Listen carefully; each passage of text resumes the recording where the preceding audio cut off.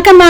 வேலைக்கிழமை பூஜை சாமான்லாம் தேய்ச்சி குங்குமஞ்சம் வச்சுட்டேம்மா. இன்னைக்கு பசங்க யாரும் பூஜை சாமான் தேய்க்க வரல, அவங்களுக்குலாம் வேலை இருந்தது.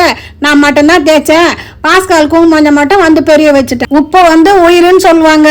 அந்த காலத்தில் பானையில தான் கொட்டி வைப்பாங்க.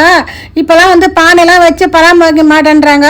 இந்த மாதிரி ஜாடி வாங்கி எடுத்து கொட்டிக்கலாம். பிளாஸ்டிக்கு சில்வரு இதெல்லாம் கொட்டி வச்சா ஓட்டம் விழுந்துடும். இந்த மாதிரி வாங்கி வச்சுன்னா நல்லது. உப்பை உயர வைக்கக்கூடாது. அலமாரியில் கீழே அலமாரியில் பார்த்து வைக்கணும். மேலே ஹைட்டில் இருக்கிற மாதிரி அதெல்லாம் வைக்கக்கூடாது. உப்பு மட்டும் எப்பவுமே உப்பு தீரக்கூடாது. உப்பு தீரத்துக்கு முன்னாடியே வாங்கி நிரப்பிடணும். வெள்ளிக்கிழமையில உப்பு வாங்கிட்டு வந்தா நல்லது.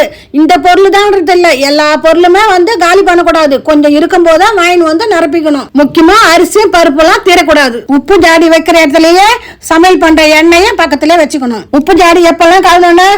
ஞாயிற்றுக்கிழமை, வியாழக்கிழமை தான் கழுவணும். மற்ற நாட்கள்லாம் கழுவக்கூடாது. வணக்கம்மா, நாளைக்கு சந்திக்கலாம்.